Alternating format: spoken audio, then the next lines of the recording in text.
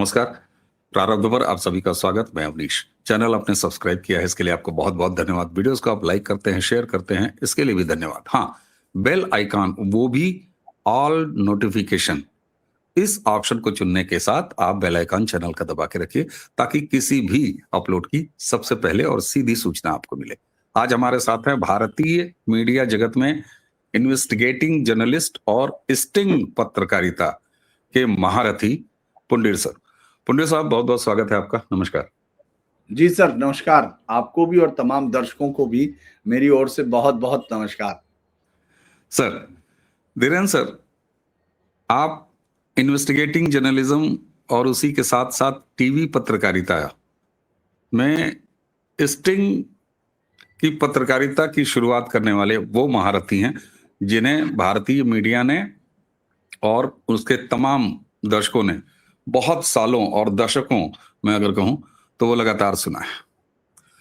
Sydney के बॉन्डी बीच यानी Australia में जो ज्यूज, जिसमें कभी 16 की संख्या आ रही है, शुरुआत में 12 की आई और अब ये भी एक संख्या है कि 15 मरे, लेकिन 15-16 ये संख्या मायने नहीं रखती। एक भी मानव का जीवन समाप्त होना वो अपने आप में महत्वपूर्ण है और संपूर्ण है।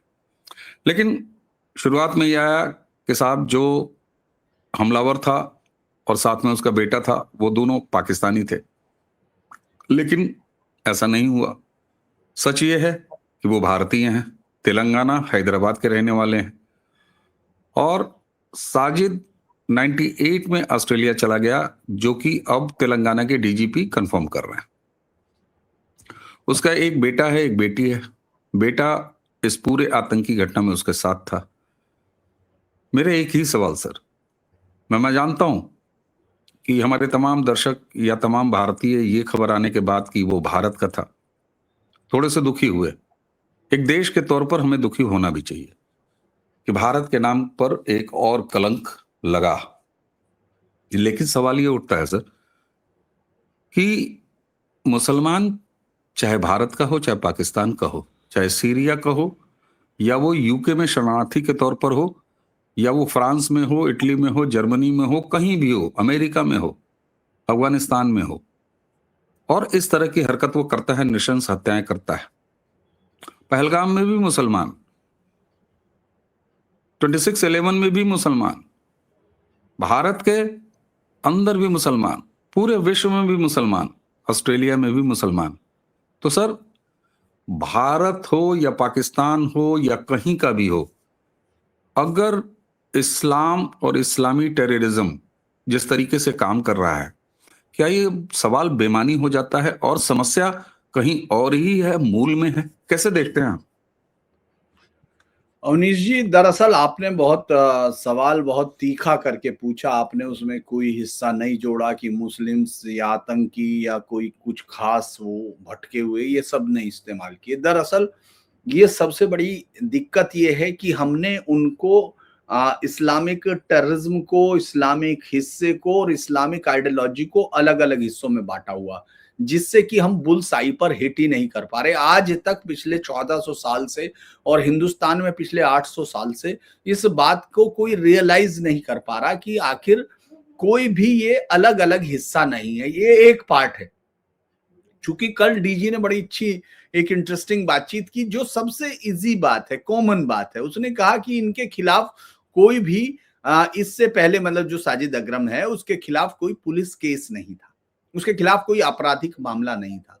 ये बात और ज्यादा तरीके से सही होती है, ये बात और ज्यादा तरीके से बताती है कि इसका जो आइडियोलॉजी है उसका इससे कोई रिलेशन नहीं कि वो अपराधी है या नहीं है, वो उसके इनबिल्ट है। इसका मतलब है कि ये किसी कंप्यूटर की समस्या नहीं हो रही है। जैसे आप सोचेंगे कि भाई कंप्यूटर में कोई प्रॉब्लम है, बिजली का स्विच है वो बदल ले, नहीं। इसका मतलब है जो आप इंस्ट्रूमेंट लाए उसमें प्रॉब्लम है। उसी तरह से ये बात बार बार होती है जब हम ये कहते हैं कि ये पाकिस्तान का मुस्लिम है, और खासतौर से मैं इसी उप महाद्वीप में रहता हूं, मैं इससे बाहर नहीं जाता हूं। अगर वो पाकिस्तानी भी है तो वो हिंदुस्तानी मूल का है, क्योंकि 47 से पहले ये देश इसी का हिस्सा था और सबसे बड़ी बात यह है कि इस देश को जिसको ये एड्रेस करना चाहिए था, जिसने अपनी दुनिया के आतंकवाद का सबसे घृणित रूप 1947 में देख लिया था, 1946 में डायरेक्ट एक्शन डे में देख लिया, उससे पहले मोपला विद्रोह में देख लिया, उससे पहले अलग अलग समय होने वाले दंगों में देख लिया, उससे पहले ये तमाम चीजों के बावजूद आपके यहाँ ये एड्रेस नहीं किया गया। आपके यहाँ के पॉलिटिशियंस और ब्यूरोक्रेट्स ने वहां से ध्यान भटकाया, वहां से उनको एक इंसुलेशन दिया, जिससे आप रियल समस्या नहीं समझ पाए। सपोज कीजिए एक आदमी दर्द से करा रहा है, उसके पेट में या कहीं भी एक जगह दर्द है, एक आदमी उसको ला रहा है और उससे पूछा जा रहा है कि तुम्हें दर्द कहाँ है, वो बताने लगेगा कि मेरी उंगली में दर्द है, वो कहेगा मेरे घुटने में दर्द है, दर्द उसके भयानक पेट में है, लेकिन वो बता रहा कहीं और है, तो डॉक्टर कभी दवाई कैसे देगा? ये सिविलाइजेशंस इस समय एक ऐसे उससे टकरा रही हैं जो दर्द गलत बता रहा है। जब सैमुअल हटिंगसन ने जो क्लैश ऑफ सिविलाइजेशन लिखी थी, तब बहुत सारे लोगों ने उस पर सवाल किए थे, और हम जैसे लोग स्टूडेंट्स थे, मतलब स्टूडेंट मतलब पोस्ट ग्रेजुएशन से वो सब पास आउट कर रहे थे, तो हम लोगों के भी सवाल थे कि ये कैसे टकरा सकते, ये कैसे सवाल है, ये क्लैश ऑफ सिविलाइजेशन कैसे है। लेकिन जब धीरे धीरे आप पढ़ते हैं, जब आप जो एक पूरा आपके आंखों पे नैरेटिव डाला हुआ, जब उसके पर्दे को काट के आप गहरे में अंदर जाते हैं, तो देखते हैं कि हाँ, ये प्रॉब्लम्स कहीं और है जहां बताई जा रही है। जब डीजी ये बता रहे थे, तो उसमें अब एक इंटरेस्टिंग चीज है, अब आप देखिए कैसे नरेशन होता है। एक कह रहे हैं कि एक ऑस्ट्रेलियन है, एक इंडियन है। अरे वो इसलिए ऑस्ट्रेलियन है क्योंकि वो इंडियन पिता का बेटा, वहां उसको वो मिल गई है नागरिकता, वो दोनों एक ही है ना। लेकिन आप खबरों का स्टाइल देखिए, ये सब चीजें आपको बताती है, ये सच से दूर ले जाती हैं आपको भी और उन लोगों को जिनको अपने दर्द का इलाज करना है। पूरी दुनिया में जो मॉडरेट जिसलिए कहा जाता है, ये बहुत चलने लगा। वैसे तो मैंने इसको बहुत साल पहले से मैं देख रहा था, और ये बात आप रैंड और दूसरी जो दुनिया भर की एजेंसीज हैं जो इस पर नजर रखती हैं टेररिज्म पे, उनका वो बहुत बचती है। लेकिन फिर भी मैं आपको बता दूं कि आने वाले टाइम में ये उपमहाद्वीप पूरी दुनिया में टेररिज्म का सबसे बड़ा ब्रीडिंग ग्राउंड होगा, क्योंकि यहां आप झूठ और मक्कारी को उनके शेव के लिए बना हुआ, जो देश, जिस देश में धुरंधर फिल्म का इसलिए विरोध हो रहा हो कि साहब उसमें पाकिस्तान को कहा जा रहा है, ये जो पाकिस्तान को कहा जा रहा है, तो ये तो बड़ी हैरानी की बात है कि एक देश जो बना इसलिए, जो आपसे टुकड़ों में बना, जहां का हर आदमी जब बाइट देता है वो इस देश के टुकड़े कर देना चाहता है, ये सोशल मीडिया पे पड़े हुए हैं। लेकिन यहां से जो चिकन केंटकी फ्राइड को बचाने के लिए जिस तरह से यात्राएं निकालते हैं, उस तरह से यहां से मोमबत्ती लेके जाते थे, जिसमें हमारे यहाँ कुलदीप नैयर थे, जो वहां से भाग के आए, जिनमें इतना नैतिक साहस नहीं था कि अगर आप में इतनी बड़ी बात है तो वहीं रह जाते। मैं उनका बहुत फैन हूं, मेरे पास उनकी किताबें हैं, लेकिन मैं एक बात बता रहा हूं कि अगर आप में इतना दम था तो वहीं रहते यार। वो बेचारे पीछे जिनके साथ अब बच्चियां रेप किए जा रहे, उठाई जा रही, शायद आप मोमबत्तियां लेके जलाते, वो बच्चियां नहीं उठती। ये दरअसल झूठ और मक्कारी के एक ऐसे आवरण को बार बार वो काटते हैं, इस्लामिक लोग काटते हैं। वो बताते हैं कि आप झूठ और मक्कारी करके हमको बचाओ मत, हम वही हैं, हम सच और चूंकि आप अगर उनसे सच नहीं बोल रहे हो तो आप उनके साथ दिक्कत कर रहे हो।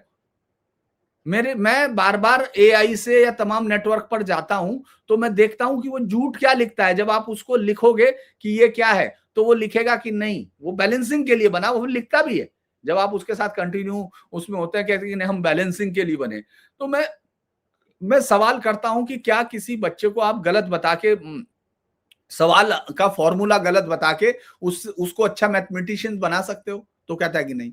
तो फिर ये कैसे संभव है कि आप उससे ये बात ही नहीं कर रहे हो कि गैर काफिर को मारना, मतलब गैर मुस्लिम को मारना एक काफिर होना होता है, ये आप पढ़ा रहे हैं। और आप देखेंगे ये बड़ी इंटरेस्टिंग बात है, चाहे वो रिक्शा वाला हो, चाहे वो हामिद अंसारी हो, वो बच्चों को अलग से दीनी तालीम देने के नाम पर जिनको बुलाते हैं, उनका सॉफ्टवेयर उसी तरह से बना हुआ है कि 5 बार जब देखिए सबसे बड़ी बात तो यही है कि अब आजकल बात करने लगे लोग, इसलिए थोड़ा सा पता भी चलने लगा कि जब आप अवनीश किसी से ये सुनोगे या किसी बच्चे को 7 साल के बाद, इसलिए आप उसको उसके साथ सख्ती करने लगोगे, वो नमाज में जाएगा, वो वहां जाना होगा उसको, उसकी पिटाई भी हो सकती है, फिर उसके बाद उसको मदरसे में जाना है चूंकि उसको कुरान हिफ्ज करना है, और उसके बाद उन सब में जो लिखा हुआ है हदीसों को और जो उसकी तफसीरें पढ़नी है, तो वो सब जो बताती हैं उसमें आपको मालूम है कि एक झूठ का, मैं देखता हूँ स्क्रीन पर टीवी पर झूठ बोलते हुए मक्कारी के साथ, और चूंकि सामने बैठे हुए लोगों का कोई मुताला ना वो कुरान से करते ना किसी चीज से उन्होंने किया ही नहीं है, वो तो एंकर है, वो तो बना के बैठ गया चेहरे पे पोत के, जो आप कल कह रहे थे गुलाल पोत के बैठ गया, वो तो उसको तो बन गया। वो ये जानता नहीं कि भाई ये जो कह रहा है ये झूठ बोल रहा है, ये आधी चीज बता रहा है तुमको। वो मक्की और मदनी आयतों के बारे में नहीं जानता जिनके बारे में अब आपके दर्शक जान गए हैं। वो अब ये नहीं जानता कि जब वो ये कहता है कि एक आदमी का कत्ल पूरी दुनिया का कत्ल, तो ये किसके लिए कह रहा है। अरे उसके बाद उसमें लिखा हुआ कि मुस्लिम तो आदमी ही नहीं है, वो तो काफिर है ना, तो उनका कत्ल कोई मतलब नहीं है। और आप ये समझिए कि बहुत सारे, मैं उस पर तो हम लोग बहुत लंबी बात कर सकते हैं, लेकिन ये फैक्ट है कि किसी भी गैर मुस्लिम के कत्ल में मुस्लिम को सजा नहीं दी जा सकती भाई, नहीं दी जा सकती। कैसे उसको सजाए मौत नहीं दी जा सकती, नहीं दी जा, लेकिन किसी उसके ऊपर ब्लड मनी देनी पड़ती होगी। आप देख रहे होंगे पूरे उसमें मिडिल ईस्ट में आपके कितने लोग वहां ब्लड मनी के चक्कर में कत्ल होंगे उनके। अभी एक बच्चे ने मारा है, 9 साल या 11 साल के बच्चे ने वो 13 या कुछ लोगों को मारा है ना, परिवार के मर्डर में जो उसने दिखाया गोली मारते हुए। तो आप इसका मुकाबला अंधेरे में, मतलब एक जगह लड़ाई इधर होनी है और आप उधर जाके गोलियां चलाने लगे, तो उससे कुछ होना नहीं है। ये जो घटनाएं हैं ये बताती हैं कि ये बढ़ेगा, खासतौर से जो हिंदुस्तान है उसका पार्ट इसमें ज्यादा होगा। इसलिए होगा अवनीश, जब पाकिस्तानी भी होते, उस बात को मैं जरा साफ इसलिए कर दूं दर्शकों के लिए कि मैं जो कह रहा हूं बहुत सारे लोगों को लगा हुआ ये कौन सी बात हुई, तो पाकिस्तानी नहीं, जिन लोगों ने पाकिस्तान बनाया था, जिन लोगों ने पाकिस्तान को निर्मित किया, वो इसी देश में रह गए लोग हैं। बिल्कुल, इसी देश में वो यूनिवर्सिटी चल रही है जिसने पाकिस्तान बनाया। इसी देश में वो लोग बचे रहे जिन्होंने पाकिस्तान के लिए वोट किया। इसी देश में वो बने रहे जिन्होंने पाकिस्तान बनाने के लिए हिंदुओं के कत्लेआम किए। तो इसीलिए जो ये समझते हैं कि पाकिस्तान वो देश हो गया, नहीं, पाकिस्तान इस देश की मेंटेलिटी थी जो आज भी विद्यमान है। और अगर अगला आपका सवाल होगा तो मैं आपको ये बताऊंगा कि किस तरह से इस देश में इस्लाम के खिलाफत मूवमेंट से शुरू करके आज तक इंटरनेशनल आतंकवाद को, इंटरनेशनली टेररिज्म को बाकायदा पाला जाता रहा, पोसा जाता रहा, और उसके लिए हमेशा वॉरियर दिए जाते रहे। ये इस देश के ये है। जी बिल्कुल साहब। और मैं तो यहाँ तक कहता हूँ, आपने कहा कि पाकिस्तान पाकिस्तान है ही नहीं, वो सही बात है। ईस्ट पाकिस्तान अभी कल ही शौर्य दिवस और विजय दिवस दुनिया भर की चीजें हुई 71 में, तो वो भी तो भारत ही है, और पाकिस्तान भी भारत है। और मैं तो यहाँ तक कहता हूँ कि हिंदुस्तान, पाकिस्तान, बांग्लादेश, आंशिक रूप से अफगानिस्तान, यहाँ कोई मुसलमान रहता ही नहीं है। ये सारे के सारे कन्वर्टेड हिंदू हैं भैया, ये कहें कि मुसलमान। तो एक सच ये भी है। अच्छा, आपने बार बार जो डीजी की बात को कहा, तेलंगाना डीजी ने, उन्होंने एक और फैक्ट बताया। उन्होंने कहा कि साहब देखिए, इसने यानी साजिद ने और उसका बेटा जो नावेद है, तो साजिद ने बीकॉम की पढ़ाई की थी और 98 में चला गया था। यूरोप की मूल की एक महिला, ईसाई महिला, वेनेरा ग्रोसो से शादी भी की थी। अब वेनेरा अभी भी ईसाई है कि नहीं है, और उसका हस्बैंड और उसका बेटा इतना बड़ा जिहादी। तो एक तरफ अपने मजहब से बाहर यानी लव जिहाद यहाँ पर सीन में आता है, सीधे सीधे एक ईसाई महिला से वो शादी करता है, और अगर उसकी सोहबत में इतने साल रहने के बाद, एक बेटा और बेटी पैदा करने के बाद भी उसके अंदर इतनी कट्टर रूप से इस्लाम टेररिज्म के रूप में स्थापित है कि वो इस तरह की हत्याएं कर देता है। अब एक सवाल और होता है साहब कि अगर पाकिस्तान बनाने वाले यहीं रह गए, जिन्होंने इस तरह के नावेद और साजिद को जन्म दिया वो भी यहीं रह गए, तो फिर पाकिस्तान और ईस्ट पाकिस्तान ये दो टुकड़े करके और उसके बाद यहां भी रह जाओ उधर भी चले जाओ, ये करने वाली पार्टी आज भी यहां जिंदा कैसे है राजनीतिक रूप से? और 65 साल उसने सत्ता कैसे हासिल कर ली?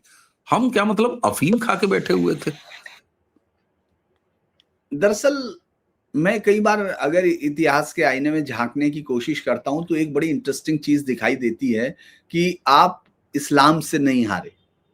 आप इस्लाम से कभी वो भी नहीं हुए, उससे कभी आपने ट्वीक किया हो, आपके मंदिर तोड़े गए, आपके साथ आपकी बहन-बेटियों को पूरी दुनिया के बाज़ारों में बेचा गया। उनको नंगे करके वहाँ बाज़ारों में उनकी बोलियाँ लगाई गई, यहाँ तक कि काबुल में एक जगह पर लिखा मतलब गजनी में एक मीनार थी, वो पता नहीं अभी नहीं है, शायद उसके बारे में ज़िक्र बहुत बार आता है कि द उस पर लिखा हुआ था, दुख्तरान हिंदुस्तान 2 दिनार 2 दिनार, यानी हिंदुस्तान से आने वाली जो लड़कियां हैं, बेटी बोलते हैं दुख्तर को, वो जो है 2 दिनार में बिकती थी। इतना ज़्यादा इन्फ्लड हुआ हिंदुस्तान से इनको बच्चियों को सेक्स स्लेव बना के बेचने का कि उसने इंटरनेशनल जो दास मार्केट है या स्लेव मार्केट है, उसका रेट ही गिरा दिया था। यानी इतनी ज़्यादा उपलब्धता। तो लेकिन उसके बावजूद वो लड़ते रहे, आपने देखा मराठों तक आते-आते सब तब वो लड़े। कोई वो नहीं था और उस समय मुझे लगता है कि एक निर्णायक वार हो सकती थी और ये लोग इनको एक तरह से पूरा शिकस्त दी जाती। लेकिन फिर इंग्लिश लोगों ने आपके आइडिया को चेंज किया, जिसको प्रधानमंत्री मोदी अभी मैकालेफ के साथ लड़ाई जो बता रहे हैं, आप ये जान लीजिए वही समस्या की जड़ है। वहां आपने हारना शुरू किया जब आपने उन जैसा बनने की कोशिश की। आप ये सोचिए अवनीश, कभी आपने इस्लामिक होने की कोशिश की क्या? उन पूरे दौर में, मतलब उस वक्त के दौर में भी आपने जब यहाँ मुसलमानों का जो बर्बर और अत्याचारी शासन था, जहां तमाम जगह जहां पर्शियन आपकी लैंग्वेज थी, आप ये सोच के देखिए कितनी मक्कारी, झूठ और नफरत के साथ आप पे राज किया गया और आपको ये कहा गया कि ये प्यार है क्योंकि पर्शियन लैंग्वेज थी। अरबी भी कभी नहीं, अरबी को आप जानते नहीं हो, लोग जो है बहुत सारे शेर सुनाते हैं, मैं भी सुनाता हूँ, मुझे भी पसंद है, लेकिन लोगों को शायद ये मालूम नहीं है कि अरबी को नीच लोगों की भाषा कहा जाता था, जो आज उसको बेच रहे हैं बहुत बढ़िया। पर्शियन में किसी बादशाह ने कभी किसी ने उर्दू में बात नहीं की, ये भी जान लेने की बात है। वो हमेशा पर्शियन, क्योंकि उसको पढ़े लिखो की, क्योंकि वो राज की भाषा थी। तो जब हम ये कहते हैं कि वो लोग यहीं बचे हुए और हमने क्यों नहीं देखा, तो हम अंग्रेजों के एक हमने कभी भी, हमारे पूर्वजों ने मुसलमान होने की कल्पना नहीं की थी। उन्होंने मुसलमान जैसे होने की कल्पना नहीं की थी। लिहाजा हम उस आक्रमण, उस आंधी के सामने अपनी रीढ़ सामने टक कर यात्रा कर देते रहे, तीर्थ यात्रा कर हमने दिए। हमने किसी के मरने पर भी उसके दफना अपने उसको अंतिम क्रियाक्रम करने के लिए कर दिए। हमने हरिद्वार में जाके नहाने के कर दिए, हमने जजिया दिया, हमने सब कुछ दिया, लेकिन हमने बचाए रखा स्वयं की नहीं, एक दिन होगा। जैसे वो लोग तमाम, आपको मालूम है यरूशलेम में जो लोग बोल रहे थे वो क्या बोलते हैं, 2500 सालों से उन्होंने कहा कि अगली बार यरूशलेम, हर बार उस त्योहार में वो बोलते हैं। 2500 साल से वो कौम दुनिया के अलग अलग देशों में ये बोलती रही, क्योंकि उसको मालूम था कि हमको एक ना एक दिन वहां मिलना है, और वो पहुंच गए। अलग बात है पूरी दुनिया मुसलमान उसको जो है हर समय उसका ख्वाब ही यही रहता है कि वो उसको मारे, लेकिन हम लोगों ने ऐसा कुछ अगली बार के लिए छोड़ा नहीं। जैसे ही हमने अंग्रेजों की तरह होना शुरू किया तो हम असली लड़ाई हार गए, हमने हारना शुरू कर दिया। और अब हमारे पास ये इम्पोज किया जाता है, जो आइडिया दिया जाता है, चाहे वो किसी भी किस्म का आइडिया हो, चाहे वो सेकुलरिज्म का हो, चाहे वो कुछ भी हो, वो आपको आपकी आत्मा से राष्ट्र की काटता है। जो एक राष्ट्र था, जिसको हम लोगों ने विष्णु पुराण में पढ़ा, जिसको हमने स्कंद पुराण में पढ़ा, जिसको हमने अलग अलग तरीके से, जहां अलग अलग साम्राज्य थे, आप ये सोचिए कि साम्राज्य अलग थे, उनको अलग देश कहा जाता था। अगर आप बहुत सारे लोगों में, इसीलिए वो जो लोग कहते हैं ना कि अकबर ने देश एक कर दिया, औरंगजेब ने देश एक कर दिया, वो धूर्त है। वो ये धूर्तता इसलिए करते हैं क्योंकि उनको मालूम है कि अगर हम उस पुरातन सनातन की बात करेंगे कि नहीं ये देश एक था, इसको नेचर ने बना रखा है, तो फिर आपको बहुत सारी चीजें माननी पड़ेंगी, तो वहां आप गड़बड़ा जाएंगे। लिहाजा वो इसका विरोध भी करते रहे। अब आप हारे क्यों? क्योंकि आप मूल से हट गए, आप किसी की पीछा करने लगे, आप उन जैसे होने लगे। तो जब उन जैसे होने लगते हैं तो आपको उनकी आइडिया को, उसकी अवधारणा को मानना पड़ता है। तो आपने सबसे पहले ये माना कि ये देश अंग्रेजों ने बनाया, और उससे पहले अगर जो देश बना हुआ था थोड़ा बहुत, तो वो मुसलमानों ने बनाया। उससे पहले हजारों साल ये देश था, इसका कोई भी अस्तित्व आपके इतिहासकारों ने नकारना शुरू कर दिया।